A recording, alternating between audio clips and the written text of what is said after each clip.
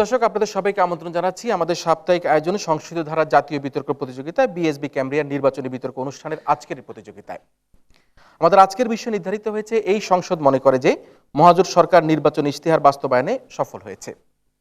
এই প্রস্তাবিত বিষয়ের উপর সরকারি দল হিসাবে Bangladesh university of business and technology Dhaka এবং বিরোধী দল হিসাবে মানারাত ইন্টারন্যাশনাল ইউনিভার্সিটি এই ছায়া সংসদে তাদের বক্তব্য প্রদান করবে। আসুন দর্শক মণ্ডলী, আমরা সর্বপ্রথমে পরিচিত হয়ে নেই আমাদের এই ছায়া সংসদের সরকারি ও বিরোধী দলের বক্তাদের সাথে। সরকারি দল Bangladesh university of business and টেকনোলজির বক্তারা হলো মাননীয় প্রধানমন্ত্রী ও সংসদ নেতা মোহাম্মদ মেহেদী হাসান, মাননীয় স্বরাষ্ট্রমন্ত্রী জি এম শরীফুল ইসলাম, মাননীয় সরকার দলীয় সংসদ সদস্য মোহাম্মদ নাজমুল ফেরদৌস। বিরোধী দল মানারাত ইন্টারন্যাশনাল ইউনিভার্সিটির বক্তারা হলো মাননীয় বিরোধী দলের নেতা নওয়াজ শরীফ, মাননীয় বিরোধী দলীয় উপনেতা আবরার হোসেন এবং মাননীয় বিরোধী দলীয় সংসদ সদস্য মোহাম্মদ মুর্শিদুল ইসলাম। বিএসবি ক্যামব্রিয়ার নির্বাচনী বিতর্ক প্রতিযোগিতায় যে তিনজন সম্মানিত বিচারক আমাদের সাথে আজকে বিচার কার্য সম্পাদন করার জন্য উপস্থিত রয়েছেন, এবার আমরা তাদের সাথে পরিচিত হয়ে নেব। আমাদের সাথে সম্মানিত বিচারক হিসেবে উপস্থিত রয়েছেন জামিল আহমেদ, প্রধান নির্বাহী জার্নালিজম ইনস্টিটিউট, ব্র্যাক বিশ্ববিদ্যালয়। রয়েছেন ডক্টর সৈয়দ আইরিন জামান, গবেষক কলামিস্ট, সহকারী অধ্যাপক, বাংলা বিভাগ, সাউথ ইস্ট ইউনিভার্সিটি। এছাড়া রয়েছেন সাংবাদিক মুরসালিন বাবলা, বিশেষ প্রতিনিধি, চ্যানেল আই। বিতর্ক প্রতিযোগিতাটি পর্যবেক্ষণ করে আমাদের এই মক পার্লামেন্টে বক্তাদের বক্তব্যের আলোকে বক্তব্য প্রদান করার জন্য আমাদের আজকের এই ছায়া সংসদে সম্মানিত প্রধান অতিথি হিসেবে উপস্থিত রয়েছেন বিশিষ্ট সাংবাদিক, সংবাদ বিশ্লেষক, রাজনৈতিক বিশ্লেষক ও আমাদের অর্থনীতির সম্মানিত সম্পাদক জনাব নাইমুল ইসলাম খান। জনাব নাইমুল ইসলাম খানের বক্তব্য শুনব আমাদের আয়োজনের একেবারে শেষ প্রান্তে। তবে তার আগে শুরু করছি এই ছায়া সংসদ এবং একই সাথে আহ্বান করছি আজকের এই ছায়া সংসদের মাননীয় সংসদ নেতা তথা প্রধানমন্ত্রীকে তার প্রস্তাব উত্থাপন এবং উত্থাপিত প্রস্তাবের আলোকে বক্তব্য প্রদান করার জন্য। মাননীয় সংসদ নেতা। ধন্যবাদ মাননীয় স্পিকার, আজকের সংসদে আমাকে ফ্লোর দেওয়ার জন্য। আজকে আপনার অনুমতিক্রমে আমি যে প্রস্তাবটি উত্থাপন করছি সেটি হচ্ছে, এই সংসদ মনে করে যে মহাজোট সরকার নির্বাচনী ইশতেহার বাস্তবায়নে সফল হয়েছে। প্রথমেই সংজ্ঞায়নে প্রবেশ করছি। মহাজোট সরকার বলতে আজকে আমরা বুঝব নবম জাতীয় নির্বাচনে বিজয়ী যে সরকার ছিল সেই সরকার, এবং আজকে যখন আমরা নির্বাচনী ইশতেহার নিয়ে আলোচনা করব, এই নির্বাচনী ইশতেহার হবে সেই নবম জাতীয় সংসদ নির্বাচনে বিজয়ী সরকারের নির্বাচনী ইশতেহার। অর্থাৎ সেই সরকার যে নির্বাচনী ইশতেহারটি আমাদের সামনে প্রতিশ্রুতি হিসেবে একটা ইচ্ছাপত্র উপস্থাপন করেছিল, সেই ইচ্ছাপত্রটি মাননীয় স্পিকার, আজকে ইচ্ছাপত্রটি আমার হাতে রয়েছে মাননীয় স্পিকার। এই ইচ্ছাপত্রটির ভিতরে পৃষ্ঠা ছিল মোট 1 ডজন একটি এবং সেকশন ছিল মোট 2 ডজনের থেকে একটি কম মাননীয় স্পিকার। আজকে আমাদের আলোচনার সুবিধার্থে প্রথমেই আমরা অগ্রাধিকারের বিষয়গুলোকে আলোচনা করব এবং এরপরে অন্যান্য বিষয়গুলো আমাদের আলোচনায় ঢুকবে মাননীয় স্পিকার। তৃতীয় সংজ্ঞায়ন শেষ করে যাচ্ছি, বাস্তবায়ন। আজকে বাস্তবায়ন বলতে এই সংসদে আমরা আজকে বোঝাবার চেষ্টা করব যে ইশতেহারের মধ্যে উল্লেখিত অগ্রাধিকার এবং অন্যান্য সকল বিষয়ে আমরা বাস্তবিক উদ্যোগ বা পদক্ষেপ নিয়েছি কিনা মাননীয় স্পিকার। সবশেষ শব্দ অর্থাৎ সফল হয়েছে বলতে আমরা বোঝাবো আমরা এই ইশতেহারের ক্ষেত্রগুলোতে অর্থাৎ উল্লেখিত যে 23টি অংশ ছিল, সেই 23টি অংশে আমরা যে উদ্যোগগুলো নিয়েছিলাম, উদ্যোগগুলো আমাদের সফলতা পর্যন্ত আমরা পৌঁছাতে পেরেছি কিনা, এবং যেগুলো এখনও পর্যন্ত চূড়ান্ত সফলতায় পৌঁছেনি সে সকল ক্ষেত্রে আমাদের প্রক্রিয়া উন্নতির দিকে ইতিবাচক গতিতে আগাচ্ছে কিনা মাননীয় স্পিকার। সব শেষে একটি কথা না বললেই নয়, সফলতা যেহেতু একটি আপেক্ষিক শব্দ, সফলতাকে বুঝতে হলে সবসময় প্রয়োজন রয়েছে একটি তুলনার। আজকে সেই তুলনাটি আমাদের এই সংসদে হয়ে যাবে এরকম, ইশতেহার প্রণয়নের ঠিক আগের সময় অর্থাৎ 2008 সাল থেকে শুরু করে এখন পর্যন্ত 2008 সালে ইশতেহারের বিষয়গুলোতে যে অবস্থা ছিল বর্তমান সরকার অর্থাৎ এই মহাজোট সরকার সেই অবস্থা থেকে অনেকটা উন্নত করতে পেরেছে কিনা মাননীয় স্পিকার। অর্থাৎ আজকে আমি এবং আমার দল 3টি মাত্র মানদণ্ডের সাপেক্ষে প্রমাণ করে দিয়ে যাওয়ার চেষ্টা করব যে এই প্রস্তাবটি সংসদে গৃহীত হওয়ার পূর্ণ দাবি রাখে। অর্থাৎ আমরা ঠিক এরকমই একটু উপস্থাপন করব যে আমরা ইশতেহারে উল্লেখিত সবগুলো বিষয়ে উল্লেখিত উদ্যোগ নিয়েছি বা পদক্ষেপ গ্রহণ করেছি এবং এর কোনোটি এখনও প্রক্রিয়াধীন, এবং সবশেষে ইশতেহার প্রণয়নের আগের অবস্থা থেকে এখনকার অবস্থা অনেক বেশি উন্নত, অর্থাৎ তা সাংখ্যিক মানে অনেক বেশি ইতিবাচক মাননীয় স্পিকার। অপরপক্ষে যদি আজকে বিরোধী দল এই প্রস্তাবটিকে নিজেদের সপক্ষে নিতে চায়, তাহলে বিরোধী দলকে প্রমাণ করে যেতে হবে এই 3টি মানদণ্ডেই আমরা একেবারে শূন্যের কোঠায়। অর্থাৎ প্রথমত আমরা ইশতেহারে উল্লেখিত বিষয়গুলোতে কোনো পদক্ষেপ নেইনি, এক। দ্বিতীয় হচ্ছে যেহেতু পদক্ষেপ আমরা নেইনি সেহেতু প্রক্রিয়া চলমান থাকার প্রশ্নই আসে না, এবং সর্বশেষ হচ্ছে মাননীয় স্পিকার, ইশতেহার প্রণয়নের অবস্থা থেকে বর্তমান বাংলাদেশের সেই অংশগুলোতে আরও খারাপ অবস্থা বিরাজ করছে মাননীয় স্পিকার। আশা করি তারা আমাদের সামনে প্রমাণ করে দিয়ে যাবেন। লক্ষ্য করুন মাননীয় স্পিকার, মাননীয় সংসদের অপেক্ষা করুন। উন্নয়ন একটি চলমান প্রক্রিয়া এবং যখন নাকি একটি সরকার ক্ষমতায় আসে তার 5 বছর সময়ের মধ্যে সে কিছু না কিছু উন্নয়ন করবেই। এখন যেহেতু আপনি যেহেতু ইশতেহার দিয়েছেন 23টি ইশতেহার এবং আপনি বলেছেন এগুলো বাস্তবায়ন করবেন, যদি সেগুলো বর্তমানে বাস্তবায়িত না হয়ে থাকে তাহলে কি আমরা বলবো না সেটি আপনাদের ব্যর্থতা? অত্যন্ত সুন্দর প্রশ্ন করেছেন। আপনি আমার আলোচনা শুনুন, উত্তর পেয়ে যাবেন। আমি শুধু এটি বলেছি একটি ইশতেহারের 23টি অংশ, আপনি বলেছেন 23টি ইশতেহার। যাই হোক, আমরা বিষয়গুলোকে উপস্থাপন করার চেষ্টা এভাবেই করছি। আমাদের সেই উল্লেখিত বিষয়গুলোতে আমাদের সফলতা কোথায়, এখনই আমরা আপনাদেরকে আস্তে আস্তে ব্যাখ্যা করব। প্রথমে লক্ষ্য করুন মাননীয় স্পিকার, আমাদের প্রথম যেই অগ্রাধিকারের বিষয়গুলো ছিল এর মধ্যে 1 নম্বর ছিল দ্রব্যমূল্য নিয়ন্ত্রণ এবং বিশ্বমন্দা মোকাবেলা। আলোচনায় প্রবেশ করছি। আজকে 2008 সালের দিকে যদি আমরা তাকাই, চাল ছিল 48 টাকা কেজি মাননীয় স্পিকার। বর্তমানে চাল 48 টাকা কেজি নেই। শুধু যে নেই এটুকুই নয়, আজকে চালে আমরা স্বয়ংসম্পন্ন পর্যন্ত হয়েছি এবং স্বয়ংসম্পন্ন এই পর্যায়ে হয়েছি, যদি আল্লাহ না করুক বিরাট ধরনের কোনো প্রাকৃতিক দুর্যোগ না হয়, বাংলাদেশকে আগামী 1 থেকে 2 বছর ইনশাআল্লাহ কোনো রকম এই চাল নিয়ে দুশ্চিন্তায় পড়তে হবে না। অর্থাৎ প্রচণ্ড মজুদ আমাদের রয়েছে, আর যদি মজুদ থাকে মূল্য বৃদ্ধির কোনো রকম সুযোগ নেই মাননীয় স্পিকার। ঠিক একই কাজ আমরা করেছি অন্যান্য আমাদের নিত্য প্রয়োজনীয় বস্তুগুলোর মধ্যে। এবং সবশেষে একটি কথা বলতে চাইব, আগামী 2 বছর যেহেতু আমরা দুশ্চিন্তা মুক্ত এবং সেই দুশ্চিন্তার একটি স্পষ্ট ধারাবাহিকতা যেন আমরা ঠিক রাখতে পারি, সেই ক্ষেত্রে প্রত্যেকটি বাজারে আমরা চাল নয় অন্যান্য সবগুলো বিষয়ের মূল্য তালিকা প্রণয়ন করেছি। এই মূল্য তালিকার মাধ্যমে আমরা নিয়ন্ত্রণ করতে পারছি এই বাজারে ঠিক মূল্যে পণ্য বিক্রি হচ্ছে কিনা মাননীয় স্পিকার। লক্ষ্য করুন, এই সব কিছুর মাধ্যমে আমরা সরবরাহ আর যে চাহিদা, এর মাধ্যমে একটা সুন্দর সামঞ্জস্য কিন্তু রাখতে এখনও পর্যন্ত সফল মাননীয় স্পিকার। এর ঠিক পরে বিশ্বমন্দা নিয়ে আলোচনা করব। আজকের সমগ্র পৃথিবী যখন বিশ্বমন্দা নামক এই সাপের ছোবলে আক্রান্ত, ঠিক সেই মুহূর্তে কিন্তু বাংলাদেশের জিডিপি 6.4% আমাদেরকে আশার আলোই শুনিয়ে যাচ্ছে মাননীয় স্পিকার। লক্ষ্য করুন, এই 6.4% কিন্তু শুধুমাত্র একটি জিডিপি গ্রোথই নয়। আমরা যখন G2G একটি চুক্তির মাধ্যমে আমাদের শ্রমশক্তি রপ্তানিটাকে থামিয়ে তো দিচ্ছেই না, বরঞ্চ আরও অনেক বেশি সুন্দর একটি ধারাবাহিকতায় আমরা নিয়ে যাচ্ছি। শুধুমাত্র সেটুকুই নয়, আমাদের খরচ কিন্তু শ্রমশক্তি রপ্তানিতে আমরা অনেক কমিয়ে এনেছি এবং প্রক্রিয়া অনেক সহজ করেছি মাননীয় স্পিকার। আজকে আমার অন্যান্যরা এই বিষয়গুলোকে আরও স্পষ্ট করে যাবেন এবং আমার সাংসদ বিষয়টিকে সমন্বয় করবেন। এই সবগুলোর একত্রে বিশ্লেষণের পরে আমাদের সামনে আসবে কৃষিপল্লী উন্নয়ন, তথ্য প্রযুক্তি, শিক্ষা, যোগাযোগ ইত্যাদি বিষয়ের সফলতা। সবশেষে আমি আশা করব বিষয়টিকে এই সংসদের প্রস্তাবটি অবশ্যই গৃহীত হয় মাননীয় স্পিকার। ধন্যবাদ সকলকে, ধন্যবাদ। ধন্যবাদ সংসদ নেতা তথা প্রধানমন্ত্রীকে। দ্রব্যমূল্য, বিশ্বমন্দা মোকাবেলা, মূল্য তালিকা প্রণয়ন, জিডিপি বৃদ্ধি, দুর্নীতি বন্ধকরণ সহ নানা রকম সরকারের উন্নয়ন কর্মকাণ্ডের কথা বলে তারা বলেছেন যে এই সরকার নির্বাচনী ইশতেহার বাস্তবায়নে সফল হয়েছে। আহ্বান করছে আজকের এই ছায়া সংসদের মাননীয় বিরোধী দলীয় নেতা নেওয়াজ শরীফকে এই পর্যায়ে তার বক্তব্য প্রদান করার জন্য। মাননীয় স্পিকার, আপনাকে ধন্যবাদ। মাননীয় স্পিকার, লক্ষ্য করুন, আজকে আপনার অনুমতি নিয়ে মাননীয় প্রধানমন্ত্রী যে প্রস্তাবটি উত্থাপন করলেন, প্রস্তাবটি হচ্ছে মহাজোট সরকার তার নির্বাচনী ইশতেহার পূরণে সফল হয়েছে, বাস্তবায়নে সফল হয়েছে। মাননীয় স্পিকার, 1972 সালে বাংলাদেশ সরকারের যে বাজেট ছিল মাননীয় স্পিকার, বর্তমানে কিন্তু সেই বাজেটের পরিমাণ তার থেকে অনেক গুণ বেশি মাননীয় স্পিকার, কয়েক হাজার গুণ বেশি।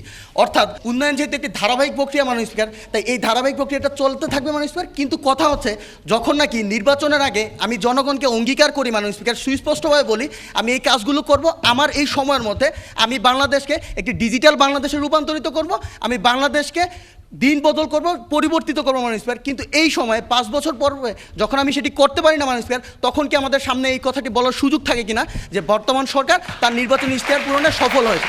মাননীয় স্পিকার, মাননীয় প্রধানমন্ত্রী বললেন অগ্রাধিকারের 5টি বিষয় নিয়ে তারা আলোচনা করবেন।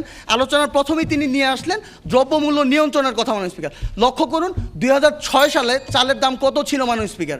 2006 সালে চালের দাম ছিল 26 টাকা, আর বর্তমানে তার কথা অনুযায়ী চালের স্বয়ংসম্পূর্ণ হওয়ার পর আমাদের কৃষকরা চালের ন্যায্য মূল্য না পাওয়ার পরও মাননীয় স্পিকার বাজার থেকে আমাকে সেই চাল কিনতে হচ্ছে 38 টাকা করে মাননীয় স্পিকার। তাহলে কিভাবে দ্রব্যমূল্য নিয়ন্ত্রিত হলো মাননীয় স্পিকার? মাননীয় স্পিকার, লক্ষ্য করুন, সয়াবিন তেল, যেই সয়াবিন তেল ছিল মাননীয় স্পিকার 90 টাকায়, সেটি বর্তমানে 140 টাকায় বিক্রি হচ্ছে মাননীয় স্পিকার। দ্রব্যমূল্য নিয়ন্ত্রণ কোথায় রইল মাননীয় স্পিকার? মাননীয় স্পিকার, তারা বললেন মূল্য তালিকা প্রণয়ন করেছেন। যখন অস্থিতিশীল রাজনৈতিক পরিস্থিতির দোহাই দিয়ে ব্যবসায়ীরা বারবার জিনিসপত্রের দাম উঠিয়ে দেয় মাননীয় স্পিকার, বাজারগুলোর মধ্যে কৃত্রিম সংকট সৃষ্টি করে মাননীয় স্পিকার, তখন কি এই মূল্য তালিকা অনুযায়ী বাজারে বিক্রি করা হয় কিনা তার কোনো সদুত্তর আজকে প্রধানমন্ত্রী দিয়ে যাননি মাননীয় স্পিকার। মাননীয় স্পিকার, তাদের দ্বিতীয় যে অগ্রাধিকারের বিষয়টি ছিল মাননীয় স্পিকার দুর্নীতি দমন মাননীয় স্পিকার।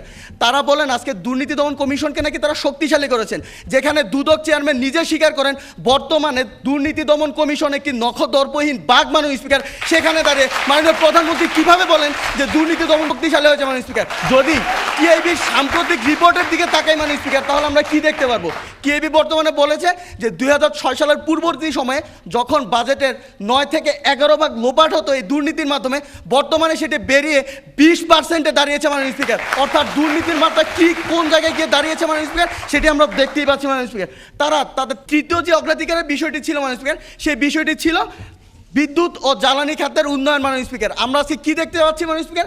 শুধু এই কুইক রেন্টাল নামক একটি ভুল সিদ্ধান্ত গ্রহণের ফলে এবং কুইক রেন্টালে আমাদের যে হাজার হাজার কোটি টাকা ভর্তুকি দিতে হচ্ছে, সেই ভর্তুকির প্রেশারটি কমানোর জন্য আজকে বারবার আমরা জ্বালানি তেলের দাম বাড়াচ্ছি মাননীয় স্পিকার, আজকে বারবার আমরা বিদ্যুতের দাম বাড়াচ্ছি। তার ফলশ্রুতিতে কী হচ্ছে মাননীয় স্পিকার?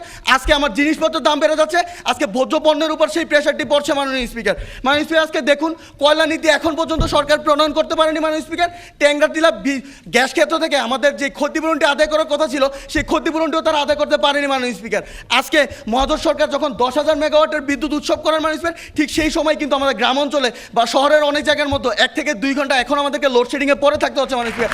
অর্থাৎ এই বিদ্যুৎ খাতের মধ্যে তারা ব্যর্থ হয়েছে মাননীয় স্পিকার। তাদের চতুর্থ যে ক্ষেত্রটি ছিল সেটি হচ্ছে মাননীয় স্পিকার দারিদ্র্য বিমোচন।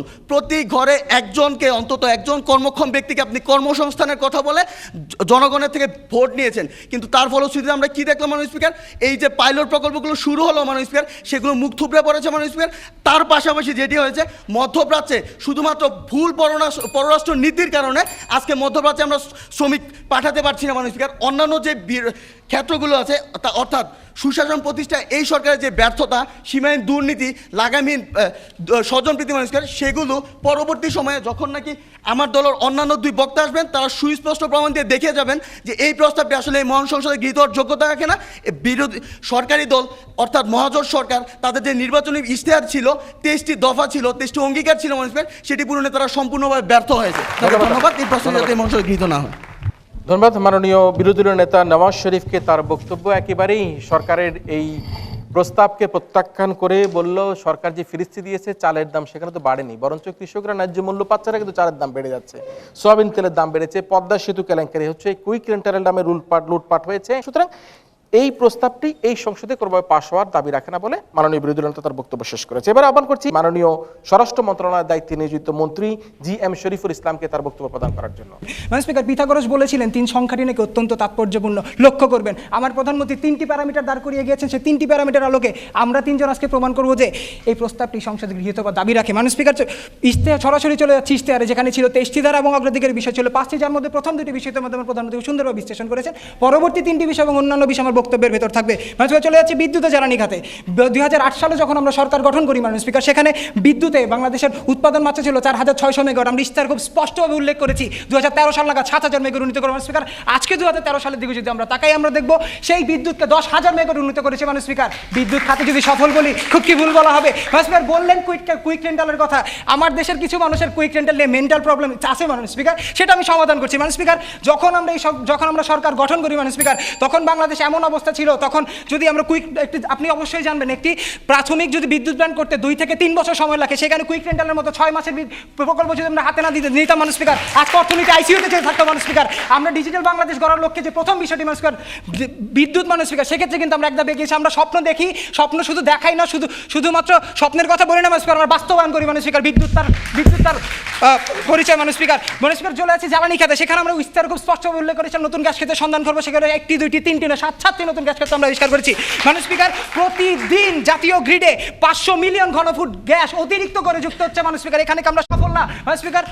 বাপেক্সকে, দেশীয় কোম্পানি বাপেক্সকে আমরা শক্তিশালী করেছি। গভীর সমুদ্রে তেল গ্যাস অনুসন্ধানের জন্য বাপেক্সকে পাঠানোর পরিকল্পনা চলছে মাননীয় স্পিকার। চলে যাচ্ছি পরবর্তী খাত, দারিদ্র ঘুচা বৈষম্য। আমার প্রধানমন্ত্রী যে দরিদ্র প্রান্তিক কৃষকদের কথা বলে গেলেন আমাদের দেশের কৃষক নাকি ন্যায্য মূল্য পাচ্ছে মাননীয় স্পিকার। লক্ষ্য করবেন, সার TSP এখন 80 টাকা না 22 টাকা, MOP এখন 70 টাকা না 15 টাকা, DAP কিট কিনতে গেলে মাননীয় স্পিকার এখন 90 টাকা লাগে না, 27 টাকা আপনি সেই সার পাবেন মাননীয় স্পিকার।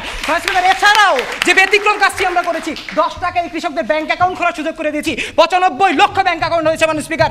আজকে এর ফলাফল কি জানেন মাননীয় স্পিকার? দারিদ্রতার হার, ওনারা বললেন দারিদ্রতা নাকি কমে নাই মাননীয় স্পিকার। দারিদ্রতার হার 2008 ছিল 40%, আজকে 2013-তে সেটা 26% নেমে আছে মাননীয় স্পিকার। উন্নতি কোথায় হয় না মাননীয় স্পিকার? তথ্যের ভিত্তিতে মাননীয় স্পিকার, তথ্য না শুধুমাত্র আকাশ থেকে বানানো কথা বললে তো মাননীয় স্পিকার হবে না মাননীয় স্পিকার।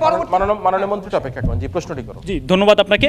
আপনি বলে যান যে মহাজোট সরকার যখন নির্বাচনী ইশতেহারটি দেয়, দারিদ্র ঘোচা বৈষম্য রক্ষা করার যে প্রস্তাবটি ছিল, তার মধ্যে ছিল হচ্ছে 1টি বাড়ি 1টি খামার প্রকল্প ছাড়া আর 5টি প্রকল্প যখন বাস্তবায়ন হয় না, তখন আপনি সেটিকে নির্বাচনী ইশতেহারের সাফল্য বলবেন কিনা? পড়াশোনা করলাম, আমি অনেক পড়াশোনা করলাম, আমাকে যখন জাজ করাবো অবশ্যই পরীক্ষা দিয়ে আমার ফলাফলটা কি মাননীয় স্পিকার সেদিকে তাকান। আমরা কি করেছি, আমার ফলাফল ছিল লক্ষ্যমাত্রা 2013 সালের মধ্যে 26%, সেটা আমরা কিন্তু করেছি মাননীয় স্পিকার। মাননীয় স্পিকার লক্ষ্য করবেন 5.3 ইশতেহারে নির্বাচন পদ্ধতি চলমান সংস্কারের কথা ছিল, সেই লক্ষ্যে আমরা টিনের অস্বচ্ছ বাক্সকে হটিয়ে আমরা স্বচ্ছ ব্যালট বাক্স নিয়ে এসেছি।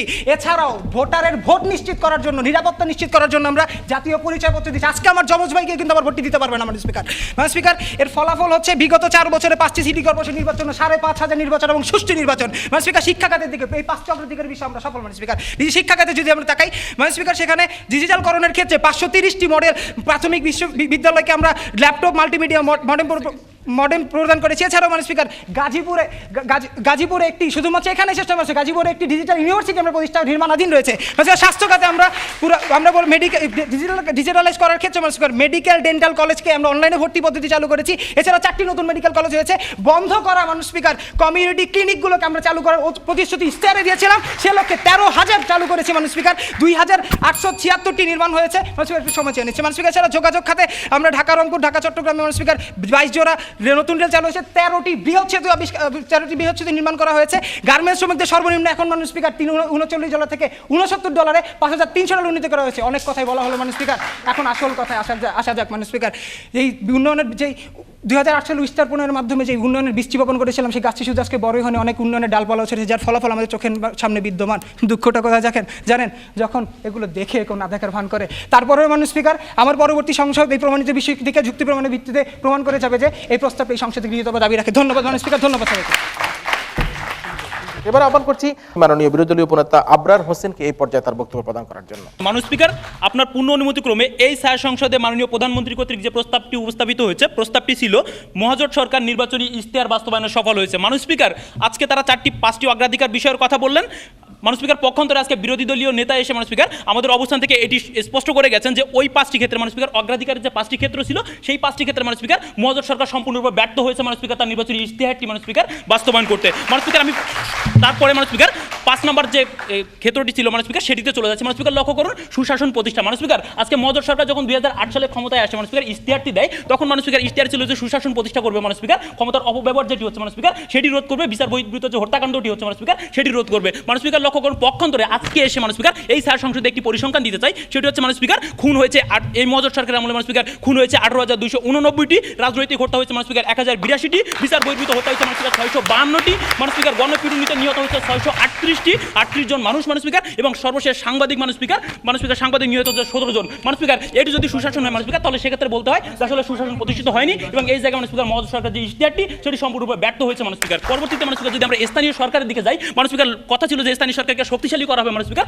বিকেন্দ্রীকরণ করা হবে মাননীয় স্পিকার। পক্ষান্তরে লক্ষ্য করুন মাননীয় স্পিকার, আজকে আমরা স্থানীয় সরকারের বিকেন্দ্রীকরণ দেখিনি মাননীয় স্পিকার। মাননীয় স্পিকার, পক্ষান্তরে আজকে স্থানীয় সরকার এবং কেন্দ্রীয় সরকারের মধ্যে কোনো তফাৎ মাননীয় স্পিকার আমরা লক্ষ্য করিনি। আজকে মাননীয় স্পিকার স্থানীয় সরকার কেন্দ্রীয় সরকারের ভূমিকা পালন করছে, এবং সেখানে মাননীয় স্পিকার কেন্দ্রীয় সরকার স্থানীয় সরকার জায়গাটি নিয়ে নিয়েছে মাননীয় স্পিকার, এবং সেক্ষেত্রে মাননীয় স্পিকার স্থানীয় সরকার যে প্রস্তাবটি সেটি সম্পূর্ণরূপে ব্যর্থ মাননীয় স্পিকার। মাননীয় স্পিকার, পরবর্তীতে যোগাযোগ এবং ভৌত কাঠামোতে চলে আসি মাননীয় স্পিকার, তারা বলেছেন যে উদ্যোগ গ্রহণ হচ্ছে কিনা। মাননীয় স্পিকার, একটি কথা বলতে চাই, সেটি হচ্ছে পরিকল্পনায় শুরু এবং ভিত্তির প্রস্তরায় যদি মাননীয় স্পিকার অগ্রগতিটি শেষ হয়ে যায়, তাহলে মাননীয় স্পিকার সেটি আসলে ইশতেহারের বাস্তবায়নটি কিনা। মাননীয় স্পিকার, লক্ষ্য করুন আজকে পদ্মা সেতু হয়নি মাননীয় স্পিকার, আজকে টানেল নির্মাণ হয়নি, এশিয়ান রেলের সাথে সংযোগটি হয়নি মাননীয় স্পিকার, আজকে নদী খনন, গভীর সমুদ্র বন্দর নির্মাণ। আমরা একটু অপেক্ষা করি। আপনি বলে যাচ্ছেন ভিত্তিপ্রস্তরে যদি আমাদের উন্নয়ন থেমে যায়, একটা বাস্তবিক উদাহরণ কি দিয়ে যাবেন কোথায় আমরা স্টপ করে রেখেছি শুধুমাত্র ভিত্তিপ্রস্তরে? দয়া করে মাননীয় স্পিকার, লক্ষ্য করুন আজকে আমরা পদ্মা সেতুর দিকে তাকাই। মাননীয় স্পিকার, পদ্মা সেতুর ভিত্তিপ্রস্তরটি স্থাপন করেছি 1,200 কোটি টাকা মাননীয় স্পিকার খরচ কি হয়ে গেছে, কিন্তু পদ্মা সেতু মাননীয় স্পিকার হয়নি। এটি আমাদের সামনে সবচেয়ে বড় প্রশ্ন মাননীয় স্পিকার। যোগাযোগ এবং ভৌত কাঠামোতে মাননীয় স্পিকার এই মহাজোট সরকার যে নির্বাচনী ইশতেহার সেটি সম্পূর্ণরূপে ব্যর্থ হয়েছে মাননীয় স্পিকার। মাননীয় স্পিকার, তাদের সড়ক খাতের কথা বলেন মাননীয় স্পিকার, 5 বছরে 9টি মহাসড়ক 4 লেনে উন্নীত করার কথা ছিল মাননীয় স্পিকার, তারা সেটি করতে পারেননি। 96টি প্রকল্পের মাননীয় স্পিকার 66টি মাননীয় স্পিকার, আমরা যদি একটু লক্ষ্য করি সেই 66টি মেয়াদ শেষ হওয়ার পর মাননীয় স্পিকার 50%-এরও কাজ উন্নয়ন হয়নি মাননীয় স্পিকার। মাননীয় স্পিকার, নতুন মহাসড়কের নির্মাণের কথা তো আর বললাম না। এই জায়গা থেকে মাননীয় স্পিকার মহাজোট সরকার যে নির্বাচনী ইশতেহার সেটি সম্পূর্ণরূপে ব্যর্থ হয়েছে মাননীয় স্পিকার। মাননীয় স্পিকার, পরবর্তীতে আমরা লক্ষ্য করুন ধর্মীয় সংখ্যালঘুদের এবং অনুন্নত সম্প্রদায়ের উপর নির্যাতন বন্ধ করার কথা ছিল মাননীয় স্পিকার। মাননীয় স্পিকার, লক্ষ্য করুন একটি পরিসংখ্যান দিতে চাই, সেটি হচ্ছে মাননীয় স্পিকার আজকে ধর্মীয় সন্ত্রাস কমানোর কথা থাকলেও রামু, উখিয়া মাননীয় স্পিকার এবং পটিয়ার ঘটনাগুলো মাননীয় স্পিকার আমরা যদি একটু দেখি, তাহলে মাননীয় স্পিকার সেটি মিডিয়াতে স্পষ্টভাবে এসেছে, সেটি হচ্ছে নো পয়েন্ট প্লিজ। সেটি হচ্ছে মানুষ স্পিকার আজকে প্রত্যেকটি জায়গায় মানুষ স্পিকার সরকারি দলের যে হস্তক্ষেপ অর্থাৎ মানুষ স্পিকার সরকারি দলের সদস্যদের যে সরাসরি জড়িত থাকার প্রমাণ সেটি মানুষ স্পিকার আজকে প্রমাণিত এবং সেই জায়গা থেকে মানুষ স্পিকার এটি সম্পূর্ণরূপে ব্যর্থ হয়েছে মানুষ স্পিকার পরবর্তীতে গণমাধ্যমের স্বাধীনতার কথা আসে মানুষ স্পিকার তথ্য আইন 2009 থাকার পর মানুষ স্পিকার কেন আমরা আইসিটি অ্যাক্ট করলাম মানুষ স্পিকার 2013-তে এসে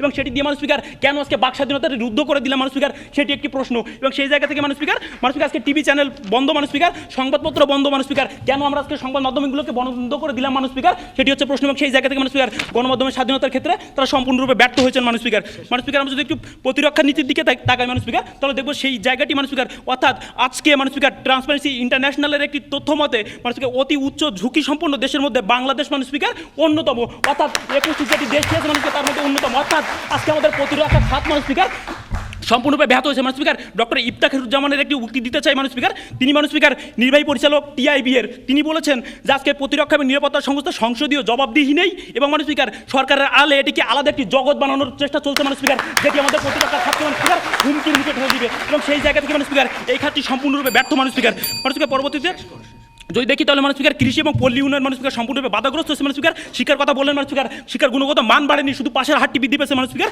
দলীয়করণ এবং সন্ত্রাসমুক্ত হয়নি শিক্ষাঙ্গন আজকে মানুষ স্পিকার লক্ষ্য আজকে শিক্ষকদের বেতন কাঠামো করা হয়নি স্বতন্ত্র বেতন কাঠামো করার কথা থাকলে সেটি হয়নি মানুষ স্পিকার পরবর্তীতে মানুষ স্পিকার অতিরিক্ত ভর্তি ফি আদায় করছে মানুষ স্পিকার কোচিং বাণিজ্য বন্ধ হয়নি মানুষ স্পিকার এবং সর্বোপরি হাইকোর্টের নির্দেশ থাকার পরও মানুষ স্পিকার নোট বই আজকে বাজারে 6 লাভ হয়ে আছে মানুষ স্পিকার এটি প্রমাণ করে যে আসলে নির্বাচনী ইশতেহার সেটি তারা সম্পূর্ণরূপে ব্যর্থ হয়েছে তাই মানুষ স্পিকার এই প্রস্তাবটি যাতে মহান সংসদে গৃহীত না হয় তার দাবি জানাচ্ছি ধন্যবাদ মানুষ স্পিকার ধন্যবাদ সবাইকে আমরা ফিরে আসছি সরকারি দলের দিকে আহ্বান করছি মাননীয় সদস্য সরকারি দলের মোহাম্মদ নাজমুল ফেরদৌসকে তার বক্তব্য প্রদান করার জন্য।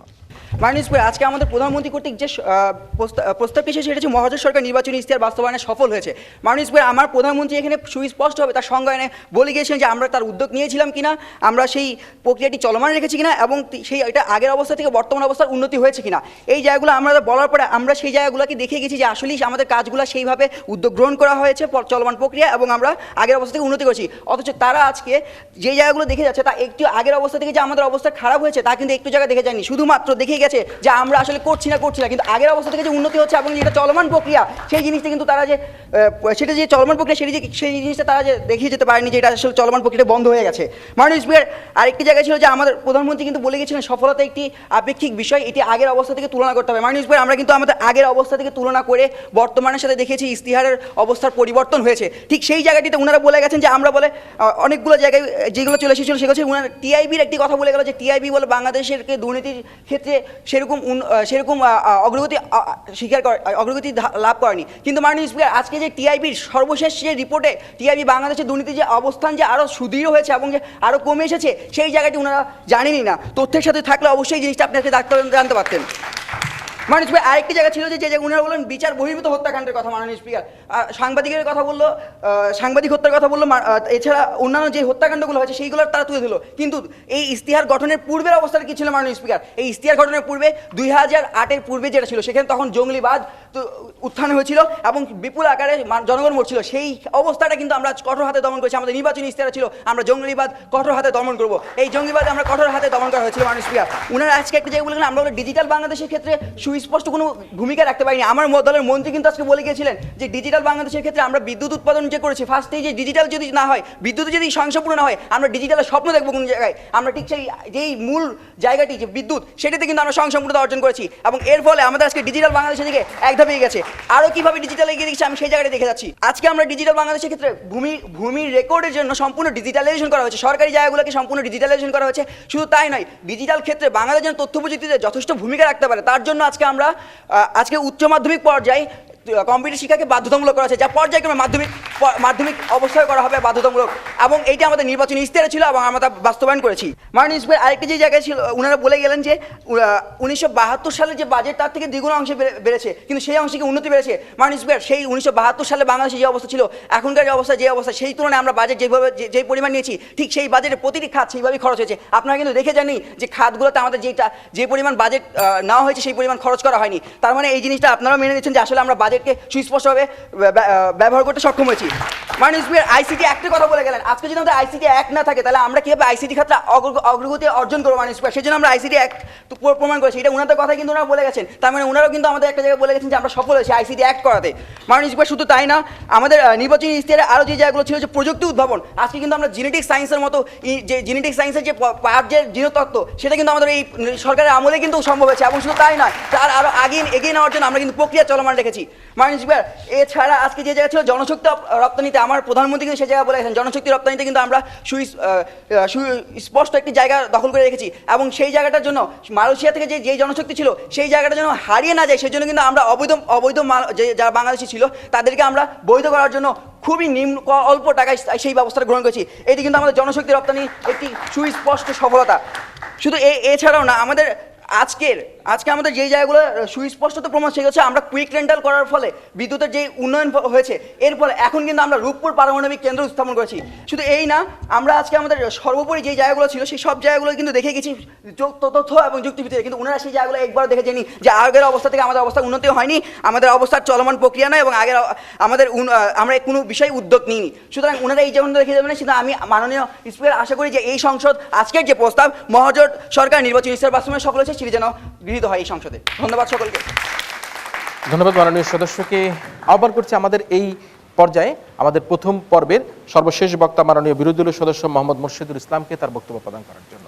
মাননীয় স্পিকার, প্রথমে আমি একটি কথা বলে যেতে চাই, সেটি হচ্ছে যে উন্নয়ন একটি চলমান প্রক্রিয়া এবং সেই উন্নয়নটি চলবে। আজকে যারা সরকারি দল কিংবা গত দিনে যারা সরকারি দল ছিল প্রত্যেকেই কিছু না কিছু উন্নয়ন করে গেছে, কিন্তু প্রশ্নটি হচ্ছে ঠিক এই জায়গাটিতে, যখন আমি ক্ষমতায় যাবার পূর্বে বা ক্ষমতায় যাবার ইচ্ছা পোষণ করে আমি নির্বাচনের আগে জনগণকে কিছু অঙ্গীকার করি যে আমি ক্ষমতায় গেলে এই কাজগুলো করে দেবো, তখন মাননীয় স্পিকার ওটি বাস্তবায়ন করা আমার মূল দায়িত্ব হয় কিনা, যেটি মাননীয় স্পিকার আজকে সরকারি দল থেকে সম্পূর্ণভাবে বুঝতে ব্যর্থ হয়েছেন কিংবা সেটি আজকে প্রমাণ করতে চাননি। তারা যেটি বোঝাতে চেষ্টা করেছেন সেটি হচ্ছে যে আজকে তারা বলে যাচ্ছেন যে আমরা এটি করার পথে বা এটি করছি বা এটি করার চেষ্টা করছি, তার মানে হচ্ছে আমাকে আরেকবার ক্ষমতায় আসতে দিন, তারপরে আমি আরেকবার দেখি কতটা উন্নয়ন করা যায়। কিন্তু মাননীয় স্পিকার বাস্তবিক অর্থে যেটা, জনগণ এখন সচেতন মাননীয় স্পিকার, জনগণ আজ মাননীয় স্পিকার লক্ষ্য করেন, দেখুন আজকে দেখতে পাচ্ছেন যে ডিজিটাল উন্নয়নের নামে আজকে যে ডিজিটাল কারচুপিগুলো হচ্ছে সেগুলো জনগণের সামনে মাননীয় স্পিকার খুব সুস্পষ্ট।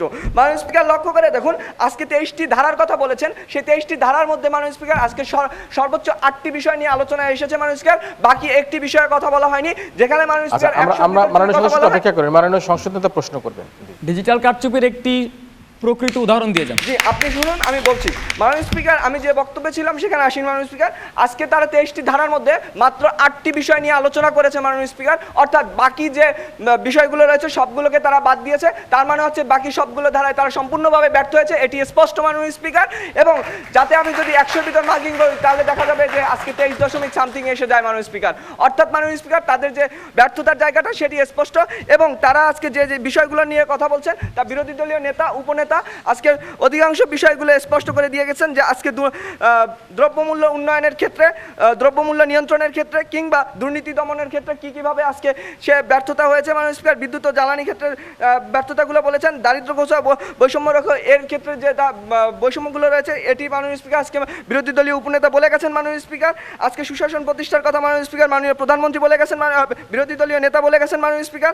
এবং মাননীয় স্পিকার আমি আজকে বলে যাব কৃষি ও পল্লী উন্নয়নের ক্ষেত্রে মাননীয় স্পিকার আজকে তাদের যে ব্যর্থতা মাননীয় স্পিকার, প্রথম আলোর যে জরিপটি ছিল সেই জরিপ অনুযায়ী মাননীয় স্পিকার বর্তমান বাংলাদেশে 34% কৃষক মাননীয় স্পিকার এখনো তাদের লাভটি পায় না মাননীয় স্পিকার। তাহলে এদেশের উন্নয়নটি কোথায় মাননীয় স্পিকার? প্রশ্ন রয়ে গেল মাননীয় স্পিকার। মাননীয় স্পিকার আজকে খুব সুস্পষ্ট বা পরিবেশ ও পানি সম্পদের দিকে মাননীয় স্পিকার আসুন। আজকে দেশের স্বার্থকে সম্পূর্ণভাবে আজকে বিসর্জন দিয়ে মাননীয় স্পিকার রামপালের মতো যখন একটি বিদ্যুৎ কেন্দ্র স্থাপন করার সিদ্ধান্ত এই সরকার নেয় মাননীয় স্পিকার, তখন মাননীয় স্পিকার এদেশের উন্নয়নের পথে হাঁটছে না ব্যর্থতার পথে হাঁটছে নাকি ডিজিটাল কারচুপির পথে হাঁটছে মাননীয় স্পিকার, এটি আজকে স্পষ্ট মাননীয় স্পিকার। লক্ষ্য করে দেখুন মাননীয় স্পিকার, লক্ষ্য করে দেখুন মাননীয় স্পিকার, আজকে তিতাস নদীর বুকে মাননীয় স্পিকার যে বাঁধটি তৈরি করা হয়েছে সেটি মাননীয় স্পিকার তিতাস নদীকে ধ্বংস করেনি মাননীয় স্পিকার, এটি মাননীয় স্পিকার ওই অঞ্চলের বাস্তু সংস্থানকে আজকে ধ্বংস করেছে মাননীয় স্পিকার। সুতরাং মাননীয় স্পিকার এই ক্ষেত্রে মাননীয় স্পিকার পরিবেশ ও পানি সম্পদ ক্ষেত্রে আজকে মাননীয় স্পিকার সরকারি দল সম্পূর্ণভাবে ব্যর্থ হয়েছে, এই মহাজোট সরকার ব্যর্থ হয়েছে মাননীয় স্পিকার। এবং যুব কর্মসংস্থানের ক্ষেত্রে মাননীয় স্পিকার এটি মাননীয় স্পিকার আজকে টপ অফ দ্য নিউজ মাননীয় স্পিকার। কেন মাননীয় স্পিকার? আজকে তারা বলতে পারে 50,000 কিংবা 1 লাখ যুবককে তারা কর্মসংস্থান দিয়েছে, কিন্তু মাননীয় স্পিকার শেয়ার বাজার কেলেঙ্কারির মাধ্যমে মাননীয় স্পিকার এদেশে 30 লক্ষ মানুষকে আজকে মাননীয় স্পিকার পথে বসিয়েছে। মাননীয় স্পিকার আত্মহত্যার মতো ঘটনা আজকে করতে বাধ্য হয়েছে। মাননীয় স্পিকার আজকে মাননীয় স্পিকার এইসব বিষয়গুলো মিলিয়ে মাননীয় স্পিকার যুব সমাজ ও কর্মসংস্থানের ক্ষেত্রে মাননীয় স্পিকার বর্তমান মহাজোট সরকার ব্যর্থতায় পর্যবেসিত হয়েছে। মাননীয় স্পিকার যোগাযোগ ও ভৌত কাঠামো মাননীয় স্পিকার এটি তো না বললেই নয়। মাননীয় স্পিকার মন্ত্রিসভা মাননীয় স্পিকার আজকে ভরাডুবি নৌকাডুবি। মাননীয় স্পিকার আজকে মাননীয় স্পিকার লক্ষ্য করে দেখুন, আজকে যখন ধর্মীয় সংখ্যালঘু অনুন্নত সম্প্রদায় এবং অনাগ্রসর বাংলাদেশের কথা বলছে মাননীয় স্পিকার, এই ধর্মীয় সম্প্রদায়ের বিরুদ্ধে মাননীয় স্পিকার 3 ডিসেম্বর 2013 প্রথম আলোর পত্রিকার উদ্ধৃতি দিচ্ছি। মাননীয় স্পিকার সর্বশেষ বগুড়ার শাহজালালপুরে মাননীয় স্পিকার সংখ্যালঘু নির্যাতনের প্রতিবাদে যুবলীগ নেতার বিরুদ্ধে বিক্ষোভ হয়। মাননীয় স্পিকার অর্থাৎ মাননীয় স্পিকার সংখ্যালঘুদের যে নির্যাতন সেটিও প্রতীয়মান। মাননীয় স্পিকার রামুর হামলা এবং অন্যান্য প্রতিটি হামলায় মাননীয় স্পিকার আজকে সরকারি দলের ইন্ধন সুস্পষ্ট। মাননীয় স্পিকার তাই মাননীয় স্পিকার সর্বশেষ একটি কথা বলতে চাই। মাননীয় স্পিকার দিন বদলের যে ইশতেহারটির কথা বলেছিলেন 2008 সালে মাননীয় স্পিকার জনগণকে শুনিয়েছিলেন, সেই ইশতেহারটি মাননীয় স্পিকার ডিজিটাল নাম পরিবর্তনের ইশতেহার হয়েছে, কখনো ছাত্র সন্ত্রাস পরিবর্তনের ইশতেহার হয়েছে, কখনো এজেন্ডা বাস্তবায়নের ইশতেহার হয়েছে। তাই মাননীয় স্পিকার 5 বছরের সীমাহীন দুর্নীতি, ডিজিটাল কারচুপি, ডিজিটাল ঝুনঝুনিমার যোগাযোগ ব্যবস্থা কিংবা ট্রেনের কালো বিড়ালে চলে মাননীয় স্পিকার আজকের এই সংসদে এই প্রস্তাবটি গ্রহণযোগ্যতা রাখে না। তাই মাননীয় স্পিকার ধন্যবাদ সকলকে। ধন্যবাদ আপনাকে। আমরা বুঝতে পারছি যে একেবারেই ক্ষিপ্ততার সাথে সবশেষে রেলের কালো বিড়াল দিয়ে শেষ করেছেন। 34 ভাগ কৃষক এখনো তাদের ন্যায্য দাম পাচ্ছে না। রামপালে বিদ্যুৎ নিয়ে যে ষড়যন্ত্র করছে, শেয়ার বাজার কেলেঙ্কারি, নানা উদাহরণ দিয়েছেন। আমরা এবারে আমাদের এই পর্যায়ের যুক্তি খণ্ডনে বক্তব্য শুনবো এবং যুক্তি খণ্ডন পর্বে আমি সর্বপ্রথম আহ্বান করব মাননীয় বিরোধী দলের নেতাকে পুনরায় 2 মিনিট তার বক্তব্য উপস্থাপন করার জন্য। মাননীয় স্পিকার দ্বিতীয়বারের মতো সুযোগ করে দেওয়ার জন্য আপনাকে ধন্যবাদ। মাননীয় স্পিকার সরকারি দল আজকে শিক্ষাক্ষেত্রে উন্নতির কথা বলেছেন, ডিজিটাল বিশ্ববিদ্যালয়ের কথা বলেছেন, কিন্তু যেটি বলেননি সেটি হচ্ছে ছাত্রলীগের সীমাহীন সন্ত্রাসের কথা মাননীয় স্পিকার, এবং সেই সন্ত্রাসের শিকার হয়ে আজকে রাজশাহী বিশ্ববিদ্যালয়, জাহাঙ্গীরনগর বিশ্ববিদ্যালয়, ঢাকা বিশ্ববিদ্যালয় মতো পাবলিক বিশ্ববিদ্যালয়গুলোর মধ্যে শিক্ষাক্ষেত্রে যে বাধার সৃষ্টি হচ্ছে সেটির কথা বলেননি মাননীয় স্পিকার। তারা যেটি বলেননি সেটি হচ্ছে মাননীয় স্পিকার পিএসসি থেকে শুরু করে জেএসসি, এসএসসি, এইচএসসি প্রতিটি লেভেলে প্রশ্নপত্র ফাঁসের মাধ্যমে আজকে যে মেধাহীন করা হচ্ছে আমাদের যুব সমাজকে, আমাদের শিক্ষার্থী সমাজকে, তার কথা বলেননি মাননীয় স্পিকার। মাননীয় স্পিকার তারা স্বাস্থ্যক্ষেত্রের কিছু উন্নয়নের কথা বলেছেন, কিন্তু যেটি বলেননি সেটি হচ্ছে আজকে টেন্ডারবিহীনভাবে শুধুমাত্র নিজের দলের লোকদেরকে কাজ পাইয়ে দেওয়ার জন্য উপজেলা স্বাস্থ্য প্রশাসনের মধ্যে নিম্নমানের ওষুধ সরবরাহ করছে তাদের দলের লোকজন মাননীয় স্পিকার, এবং আমার দেশের স্বাস্থ্যহীন হয়ে পড়ছে এবং ঝুঁকির মধ্যে আছে অনেক লোকজন মাননীয় স্পিকার। মাননীয় স্পিকার তারা কর্মক্ষেত্রের উন্নয়নের কথা বলেছেন, অনেক কর্মক্ষেত্র সৃষ্টির কথা বলেছেন, কিন্তু যেটি বলেনি সেটি হচ্ছে এই সরকার আসার পরে বাংলাদেশে 2000 গার্মেন্টস বন্ধ হয়ে গিয়েছে মাননীয় স্পিকার। এফবিসিসিআই সভাপতি নিজে স্বীকার করেছেন বর্তমানে বাংলাদেশে বিদেশি বিনিয়োগ নেই এবং বিদেশি বিনিয়োগের কোনো পরিবেশও নেই মাননীয় স্পিকার। মাননীয় স্পিকার লক্ষ্য করুন, তারা বলেছেন বাজেটের ব্যবহার, তারা যখন বাজেটের প্রতিটি ক্ষেত্রে সুস্পষ্ট ব্যবহারের কথা বলেন, ঠিক সেই সময় টিআইবি থেকে বলা হয় যে বাজেটকে লম্বা করা হয়েছে কারণ নিজের দলের লোকদের পেট ভরানোর জন্য মাননীয় স্পিকার, জনগণের উপকারের জন্য বাজেট ব্যবহার করার জন্য না মাননীয় স্পিকার। তারা আইসিটি অ্যাক্টের কথা বলেছেন মাননীয় স্পিকার, কিন্তু আমরা যখন সেই আইসিটি অ্যাক্টের মধ্যে দেখি বিনা ওয়ারেন্টে যে কাউকে অ্যারেস্ট করার ক্ষমতা মাননীয় স্পিকার, এবং সেই সাথে দেখি আমাদের অতীতে কিছু উদাহরণ, কিছু চ্যানেলকে সরকার বিরোধী বলে বন্ধ করে দেওয়ার উদাহরণ মাননীয় স্পিকার, তাহলে এই অ্যাক্টটি কি আসলে জনগণের স্বার্থে, দেশের স্বার্থে করা হয়েছে না বিরোধী দলকে দমন করার জন্য করা হয়েছে সেই সম্পর্কে কিছু বলেনি মাননীয় স্পিকার। মানবাধিকারের উন্নয়নের কথা বলা হয়েছিল মাননীয় স্পিকার, কিন্তু মানবাধিকার কর্মী আদিলুর রহমানকে শুধুমাত্র 5ই মের যে ঘটনা সেই সম্পর্কে তথ্য প্রকাশ করার জন্য বিনা ওয়ারেন্টে অ্যারেস্ট করা হয়েছে মাননীয় স্পিকার, কোনো চার্জ গ্রহণ করার পূর্বেই মাননীয় স্পিকার।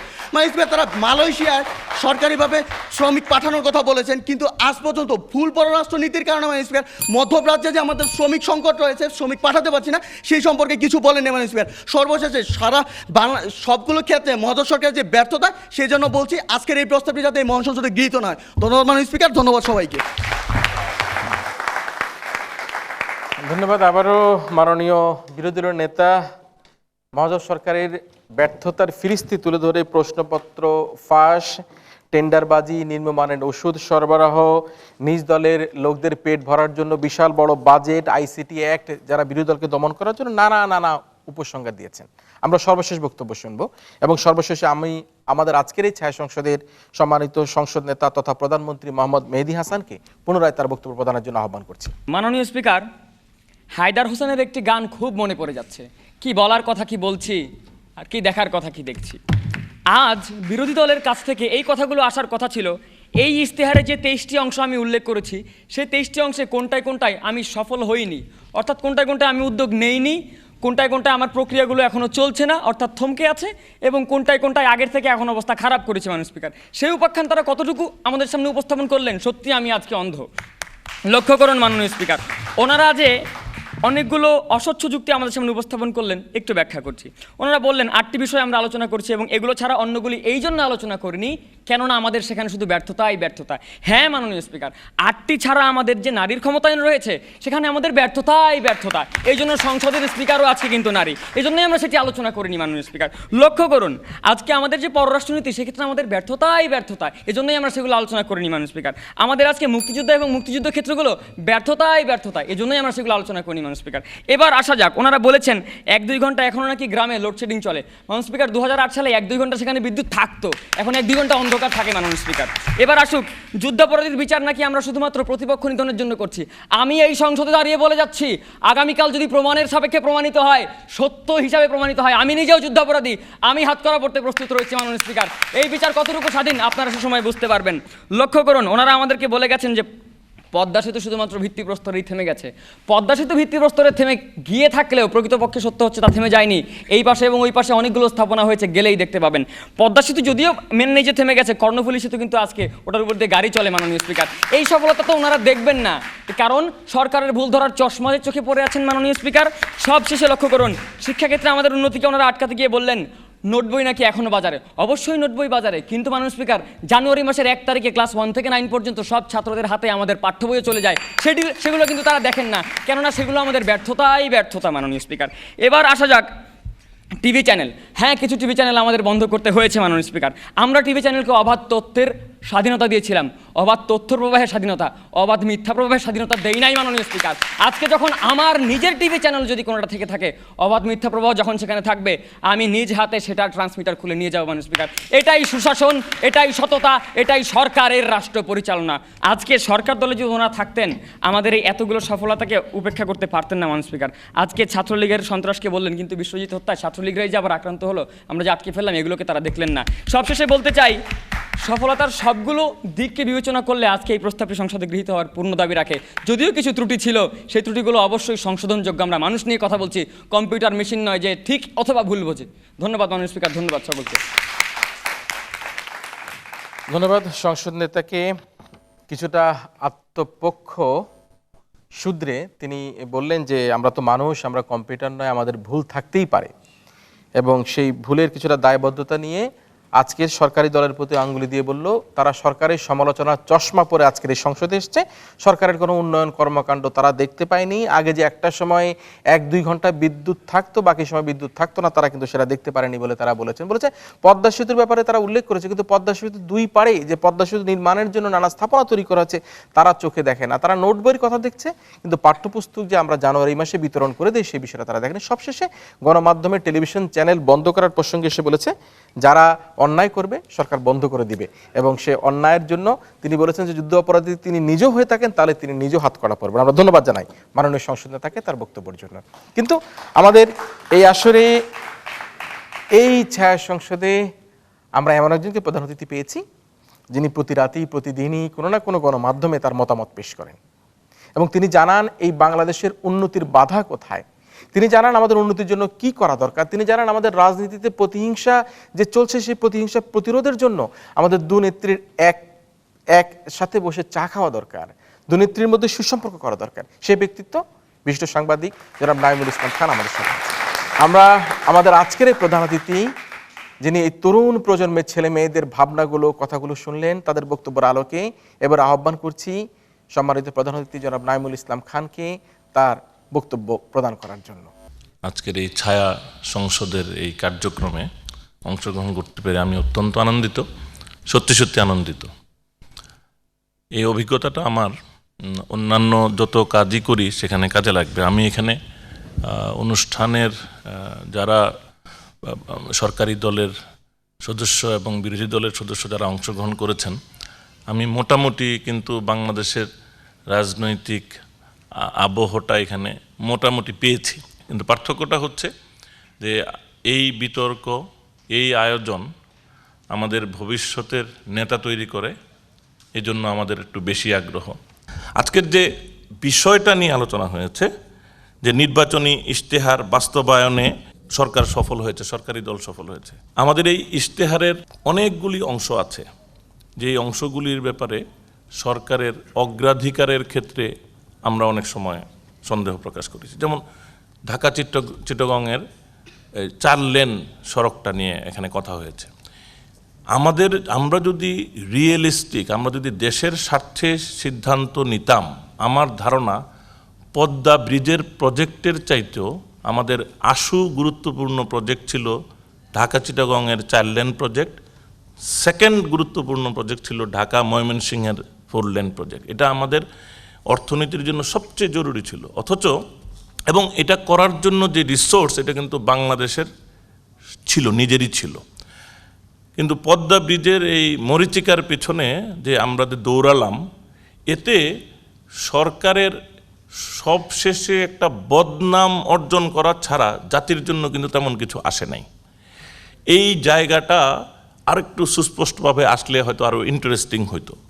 আমাদের এখানে আইন শৃঙ্খলা পরিস্থিতির উন্নয়ন, আমাদের এখানে শিক্ষাক্ষেত্রে সাফল্য, শিক্ষাক্ষেত্রে যদি কোনো ব্যর্থতা থাকে অ্যাটল, সেটার ক্ষেত্রে আমাদের কিন্তু উপস্থাপনার ক্ষেত্রে আরেকটু তথ্য। কিন্তু আমি সরকারি দলের কাছ থেকে শিক্ষাক্ষেত্রে ব্যাপক সাফল্যের চিত্রটা সংকুচিতভাবে উপস্থাপন হতে দেখেছি। কিন্তু আমাদের কতগুলি ব্রিলিয়ান্ট এরিয়াস যেগুলি ছিল, তার মধ্যে শিক্ষা খাতটা কিন্তু একটা।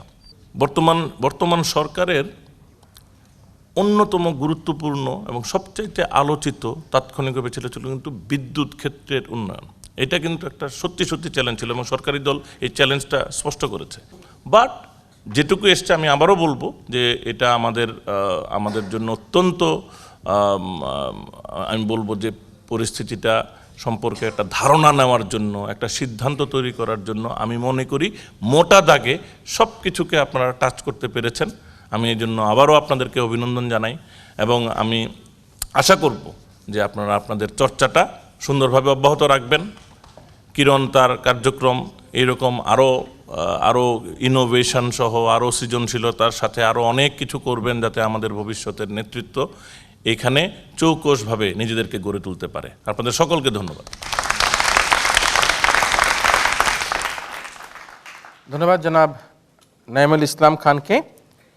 আমরা তার বিশ্লেষণ শুনলাম এবং মহাজোট সরকারের নির্বাচনী ইশতেহারে আজকের এই তরুণ ছেলে মেয়েদের বক্তব্যের সাথে তিনি সংযোগ করে এই ইশতেহারের কোথায় কি ছিল এবং কি কারণের জন্য ইশতেহার বাস্তবায়ন হওয়ার দরকার ছিল, দরকার করার পরও তারা সেই বাস্তবায়িত করতে পারেনি বা কী কী ক্ষেত্রে তাদের সফলতা ছিল, সেগুলো তিনি খানিকটা আজকে তরুণ ছেলে মেয়েদের সাথে তার মতামত তিনি ব্যক্ত করেছেন। আমরা আবারও আমাদের প্রধান অতিথিকে তালি দিয়ে তাকে আমরা অভিনন্দিত করি। আমরা ফলাফলের দিকে যাচ্ছি, যে ফলাফলে আমরা সবসময় বরাবরের মতো একটা হানা ভোট নেই, তবে আমাদের সম্মানিত বিচারকরা 3 জন বিচারকই একেবারেই প্রতিযশা বিচারক, তারা 3 জনই এখানে আছেন, তারা বিচার কার্য সম্পাদন করেছেন এবং আমাদের এই ছায়া সংসদের হ্যাঁ বা না কোনটা জয়ী হয়েছে সে কারণের জন্য আমাদের যে প্রস্তাব ছিল মহাজোট সরকার নির্বাচন ইশতেহার বাস্তবায়নে সফল হয়েছে। যারা এই প্রস্তাবের পক্ষে আছে তারা হ্যাঁ বলুন, যারা এই প্রস্তাবের পক্ষে আছে তারা হ্যাঁ বলুন, যারা প্রস্তাবের পক্ষে আছে তারা হ্যাঁ বলুন, আর যারা এই প্রস্তাবের বিপক্ষে আছে তারা না বলুন, যারা এই প্রস্তাবের বিপক্ষে আছে তারা না বলুন, যারা প্রস্তাবের বিপক্ষে আছে তারা না বলুন। আমরা আমাদের আজকের এই ছায়া সংসদে, যে সংসদে অতিথি ছিলেন, প্রধান অতিথি ছিলেন জনাব নাঈমুল ইসলাম খান, তার উপস্থিতিতে এই ছায়া সংসদে আমরা সম্মানিত বিচারকদের রায়ে দেখতে পাচ্ছি এই প্রস্তাবটি এই সংসদে গৃহীত হয়নি।